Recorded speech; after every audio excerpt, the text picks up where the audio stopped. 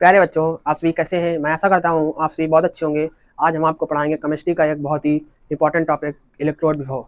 आइए देखते हैं, ये रहा आपकी स्क्रीन पर इलेक्ट्रोड विभव। इलेक्ट्रोड विभव की परिभाषा ये है।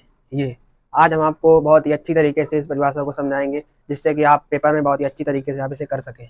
जब किसी धातु की छड़ को उसी धातु के जब किसी धातु की छड़ को उसी धातु के विलयन में डुबोया जाता है तो उस छड़ पर एक आवेश आ जाता है।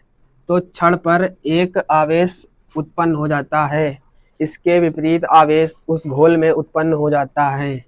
इसके विपरीत आवेश उस घोल में उत्पन्न हो जाता है और फिर छड़ की सतह पर एक विभव उत्पन्न हो जाता है, जिसे इलेक्ट्रोड विभव कहते हैं।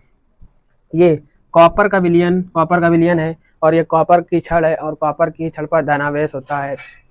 इसको हम इसमें डुबोएंगे तो इस पर एक आवेश, इस पर एक आवेश उत्पन्न हो जाएगा और इसके विपरीत आवेश इसमें उत्पन्न हो जाएगा। फिर दोबारा प्रोसेस होगा, फिर उसमें छड़ पर एक विभव उत्पन्न हो जाएगा, जिसे हम इलेक्ट्रोड विभव कहते हैं।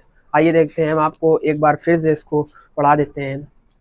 जब जब किसी धातु की छड़ को उसी धातु के विलयन में डुबोया जाता है तो उस धातु की छड़ पर एक आवेश उत्पन्न हो जाता है। उसके विपरीत आवेश उस घोल में उत्पन्न हो जाता है। फिर पुनः इसके बाद छड़ पर एक आवेश नहीं आता है, जब बल्कि उसमें एक विभव उत्पन्न हो जाता है, जिसे हम इलेक्ट्रोड विभव कहते हैं। इसे हम ई नॉट से प्रदर्शित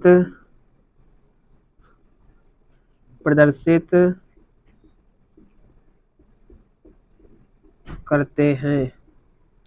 मैं आशा करता हूं कि आप सभी लोगों को यह परिभाषा बहुत ही अच्छी तरीके से समझ में आ गई होगी। अगर समझ में आ गई है तो आप कमेंट में यस लिखें।